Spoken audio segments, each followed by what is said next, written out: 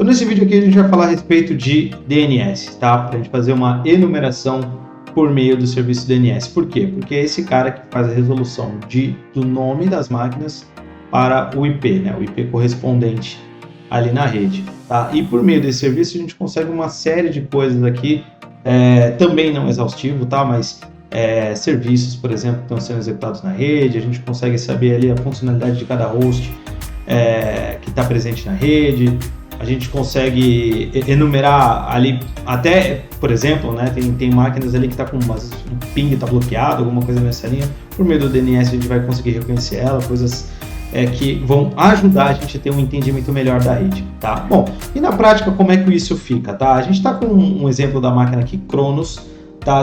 Do Hack the Box, mas é porque ela já obedece alguns pré-requisitos ali, tá? Ela já detém um serviço DNS pelo qual a gente vai estar interagindo e está entendendo como é que funciona essa parte de enumeração. Legal, na prática, vamos supor que você está na condição ali de estar iniciando um pentest, tá? Você foi contratado por uma empresa lá, ela está querendo que você faça um reconhecimento ali da rede, que você faça exploração e demonstre toda a vulnerabilidade que possui ali na rede dela, tá? Primeiro, então, para a gente fazer essa etapa de enumeração no DNS, a gente faria da seguinte maneira, tá? A gente pode fazer, primeiro, um reconhecimento por meio aos hosts, né? Quem que é o DNS aqui? A gente faz um ping sweep na rede, não entra no escopo aqui, mas faz um ping sweep ali, entende quem são os IPs que estão up na rede, os IPs que estão atendendo, e para verificar o serviço de DNS, porta 53, tá? Que é o que geralmente o serviço de DNS ele escuta, tá certo?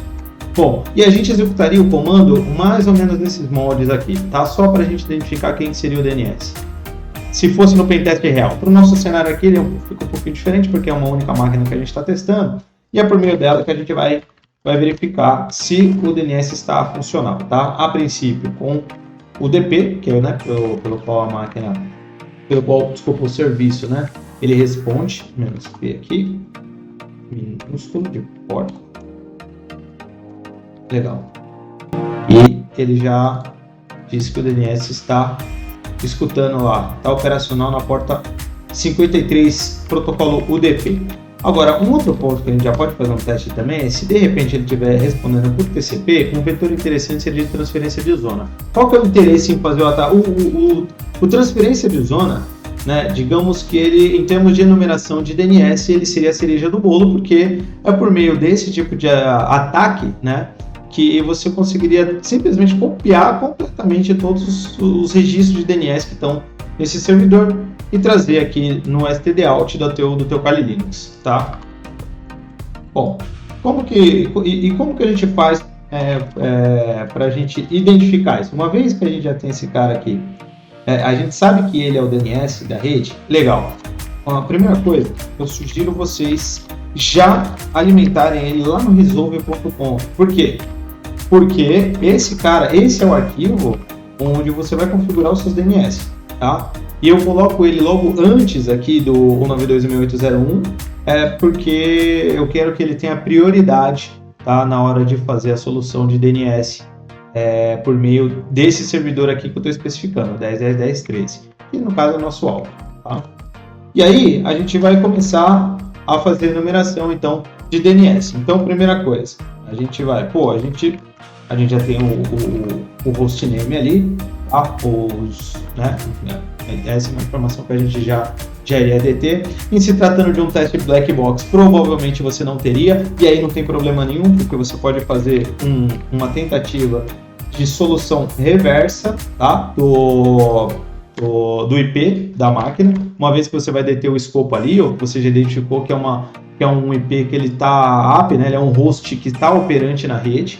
Então, ó, por meio desse cara aqui, a gente já conseguiu ver que tem um ns1.cronos.htb, ou seja, a gente, geralmente NS seria o name server, né? Seria o DNS server desse cara, então a gente sabe que a gente pode utilizar, mas o domínio a gente já nota que é cronos.htb, certo? Se a gente for resolver, cronos.htb, aqui eu estou no básico, tá, pessoal? Que é para ir desde o início, realmente, para que a gente tenha uma metodologia quando a gente estiver fazendo um teste, né, produtivo realmente, né? Que aí sim, produtivo no sentido de testar em produção, né? De ir fazendo etapa por etapa para não deixar nenhum detalhe escapar, tá? E aí vamos lá. Aí a gente pode fazer alguns outros tipos de teste aqui, como por exemplo, identificar os hosts de e-mail, tá? Desse cara. E como que a gente faria isso? Vamos lá. Basicamente a gente vai buscar lá no ns1.cronos.htb. A gente vai buscar para ver se existe, né, algum. Opa, desculpa, ns1. Na prática seria assim que a gente faria, né? .htb. Ó, ele não detém nenhum servidor de e-mail, tá? Suportado aqui nesse domínio. Sem problema, aqui é só no intuito demonstrativo também. Um outro tipo de teste que a gente pode fazer é tentar trazer qualquer registro que detenha nesse domínio, cronos.htb. Só para ficar claro, aqui a sintaxe desse comando é a seguinte: host, né, nome do comando, -t para o tipo de query que a gente quer fazer, qual que é a query que a gente está indo buscar. Tá? Um detalhe importante aqui, a gente já pode até pegar aqui na nossa referência, tá? Que é a qual eu sempre procuro me certificar aqui, ó. Vamos lá. Aqui em serviço DNS, aqui eu tenho uma tabelinha. Conceitos. Aqui eu tenho uma tabelinha de quais são os registros que eu tenho de DNS, tá? Aí nesse caso você faria, né, o teste de cada um para fazer uma enumeração completa, tá? E, claro, a cereja do bolo, e não menos importante, a transferência de zona, enfim, cache snoop, dentre outros testes, mas aqui basicamente isso daqui já nos atenderia, tá? Vamos lá. Então, o N, peraí, apaguei tudo sem necessidade. Cronos.htb, ns1.cronos.htb. Tá? Aqui então voltando, aqui é o tipo de query, né? É o tipo de query que está sendo utilizada. Qual que é o domínio, o qual eu quero fazer a consulta, e qual DNS server que eu quero utilizar para fazer essa consulta, tá? Detalhe que aqui eu posso informar um IP também sem problema nenhum, tá? Que no caso seria a nossa máquina alvo ali. Então ele vai trazer, ó, cronos.htb, ele resolve para o endereço, né? Isso aqui é uma resolução do tipo A. E aqui ele já traduz para esse IP aqui, que seria o nosso host alvo, tá? Esse cara aqui, cronos.htb, ele tem como name server dele o ns1.cronos.htb, que é o que a gente já está utilizando, tá? Para fazer essas consultas de DNS, que é o próprio ativo. Só que aqui, que é o próprio alvo. Só que aqui o detalhe é o seguinte: aqui você já pode observar que a gente tem um authority nesse cara aqui, né? Tem um cronos.htb aqui, que seria o principal, e o admin.cronos.htb, que também é um outro subdomínio aqui, pelo qual a gente pode também verificar o que a gente teria dentro desse cara aqui, tá? Se de repente pode ter alguma aplicação ali dentro que está vulnerável, qualquer coisa nessa linha, tá? Vamos lá, só para mostrar para vocês. HTTP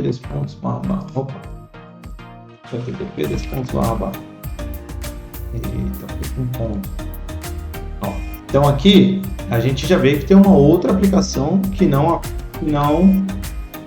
a do Cronos normal, que seria a qual a gente estaria entrando aqui seria o institucional, né? Então aqui a gente já está verificando uma outra aplicação. Aqui a gente pode dar continuidade aqui, tem em termos de CTF, a gente daria sequência que os próximos passos seriam esse aqui. Mas voltando à ideia aqui da enumeração de DNS, aqui pra gente, ó, já conseguimos enumerar um outro entry point, né, um outro host, digamos assim, que a gente poderia estar analisando, né, coisa que até ali no início antes da gente fazer essa enumeração, a gente não tinha em mente isso, tá? Então, é de fundamental importância esse reconhecimento de DNS. Não menos importante, a gente tem que fazer a XFR. A XFR é a transferência de zona, é tentar trazer para a máquina exatamente todo o registro que existe dentro desse DNS server. Então, a gente vai fazer assim, cronos.htb. Beleza, desse domínio que eu quero consultar e por meio de qual DNS? ns1.cronos.htb. Olha aí. E ele trouxe para a gente todo. De novo, aqui só me apegando ao exemplo aqui, que a gente não pode cair nesse erro aqui, tá? Porque aqui, por se tratar de um alvo somente, ele só vai ter um registro para um IP address aqui por motivos óbvios. Mas, no ambiente produtivo, ele vai ter outros hosts, né, dentro da rede que vai estar associado a um determinado nome aqui. Nomes esses que a gente vai lá, vai testar, vai verificar se tem algum web server rodando, vai ver se tem algum FTP rodando. Às vezes, como o próprio nome sugere aqui, o NS1, por exemplo, a gente já sabe que esse cara é um name server. Poderia ser um ftp.cronos.htb, que já sugere que é um FTP server, e por aí vai. Tá? Um db.cronos.htb, que seria database. Aí qual database que é? Seria um MySQL, seria um MS, né? Um MS SQL Server, alguma coisa nessa linha. Então, assim, é muito importante a gente se atentar a esses detalhes para não deixar passar nada durante o nosso pentest, tá? Isso aqui é fundamental. Existem outras ferramentas também que podem automatizar esse processo. Geralmente eu gosto de fazer isso aqui manualmente, porque não, digamos que não, né, não são testes que estressam tanto assim, né? Inclusive tem até uma relação deles aqui, onde eu documento esse cara em tutoriais. Tá? Claro que isso aqui ainda está em alimentação, mas enfim. Ó, e aqui a gente já tem vários tipos de teste que a gente pode fazer. Ó. Por exemplo, vamos pegar esse host menos, né, pegar os registros em TXT desse cara aqui. Opa, cronos.htb. Vamos ver se tem alguma coisa. Ó, ele não tem nenhum registro de TXT lá. Ele apareceria aqui, né, normalmente. Né, já fazendo a transferência de zona. Mas aqui a ideia é que se de repente ele tivesse alguma informação em TXT ali, que geralmente às vezes a pessoa grava ali alguma informação, por exemplo, para fazer algum tipo de integração, esse campo TXT ele pode ser utilizado também, o que nos daria de visibilidade de outras possibilidades de entry point, tá? Então é tudo coisa que a gente tem que considerar, tá, em meio ao nosso pentest. Bom, vamos vir aqui agora e vamos utilizar um pouquinho, tá, das ferramentas aqui que a gente pode automatizar esse processo. Com DNS-enum, aí eu já estou escrevendo coisa errada aqui, ó. DNS-enum, acho que não tem um menos D aqui, é isso?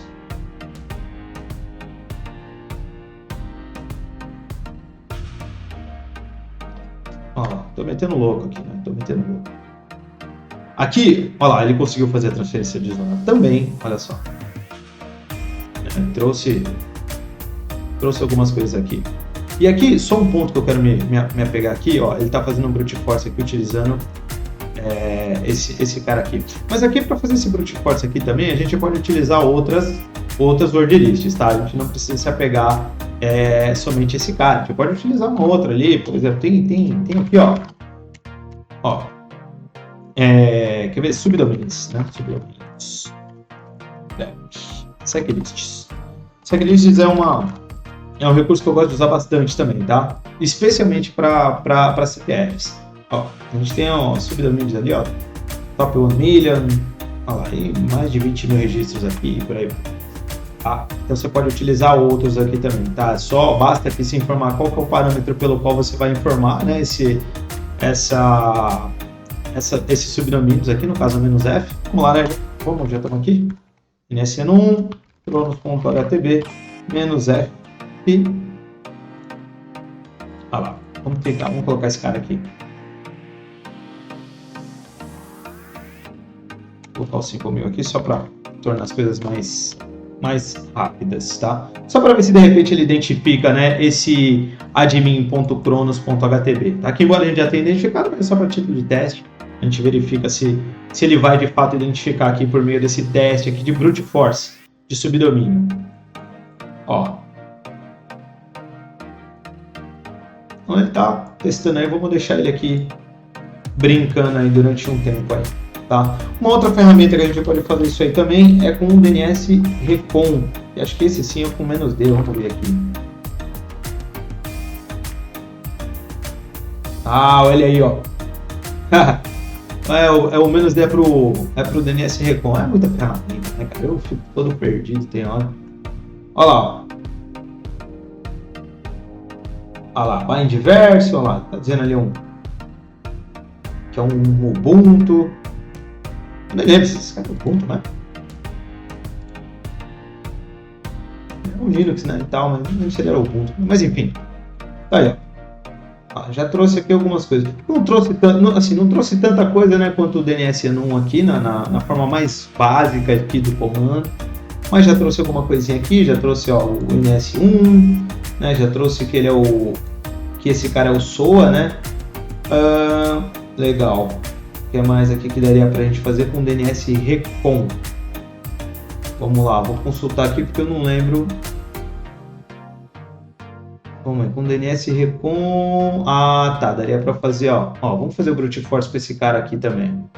Olha lá, D maiúsculo, -D maiúsculo. Vamos utilizar aqui. -T, BRT, né, de brute. Olha lá, o www Cronos, admin aqui ele já achou, ó. E como vocês podem observar, aí, ó, um ponto aqui muito interessante, pessoal, que eu gosto de me apegar nesses detalhes, tá? Pode observar que, olha a demora que esse cara aqui, ó. Olha a demora que ele tá para fazer algum tipo de numeração aqui em subdomínio. E olha o quão mais rápido esse cara foi, tá? Então, às vezes, a gente tem essas diferenças na ferramenta que a gente tem que levar em conta. Sabe, é importante esse tipo de coisa porque na hora que a gente está ali fazendo um teste, que a gente tem um prazo de entrega, ele acaba sendo um facilitador, né, para a gente terminar esse teste aqui mais rápido e enumerar mais rapidamente as coisas para a gente dar sequência, né, no pentest, tá? Mas enfim, é um detalhe a ser observado aqui. Detalhe aqui, pessoal, um outro ponto importante, que aí sim é uma relação técnica interessante da gente levar em conta aqui. Vamos lá, ó. Se eu não tivesse esse cara aqui, veja bem, etc resolve.conf.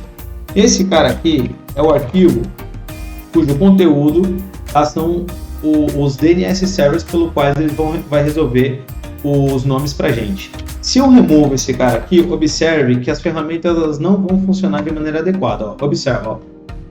Olha aí. Ele já não consegue identificar, tá? Ele não consegue identificar o domínio cronos.htb. Por quê? Porque ele não está consultando o DNS correto. Ele não está fazendo isso. Então, como é que ficaria? Por mais que aqui você informe que o DNS server, de novo, isso aqui é um detalhe importante também para não deixar passar despercebido. Perceba que para fazer a transferência de zona, ó, ele falhou. Então é muito importante, quando a gente tiver ali, olha, mas pelo menos fez o brute force mais rápido. Que beleza! Aí o detalhe, que o mais importante ali, que seria uma transferência de zona, ele não fez. Né? Seria, em termos de numeração, seria a cereja do bolo pra gente. Então, lembrando, é sempre importante ter esse cara devidamente configurado lá no etc resolve.conf. Tá? Uma outra ferramenta também, por fim, para a gente não ficar, né, se estendendo muito aqui, mas seria esse cara aqui, ó, HTB. Aí eu posso fazer assim, @13, esse cara aqui, olha aí, ó, ai que beleza, deu para fazer a transferência de zona. Perceba que esse cara, por mais que eu não tenha informado no etc resolve.conf um DNS server correto, mas em linha de comando aqui, ó, observa que ele já consegue fazer a transferência de zona, tá? Esse cara aqui já não funcionou adequadamente, por mais que eu tenha informado o DNS server ali, ó. Olha aqui, ó, tá devidamente informado, mas a transferência de zona não funciona. Então, tem essas particularidades de uma ferramenta para outra que a gente tem que levar em conta para não deixar passar nada na nossa enumeração de DNS. Tá bom? Então, pessoal, é isso aí. A gente fica por aqui hoje. Era só essa demonstração que eu queria fazer para vocês. Bons estudos para a gente.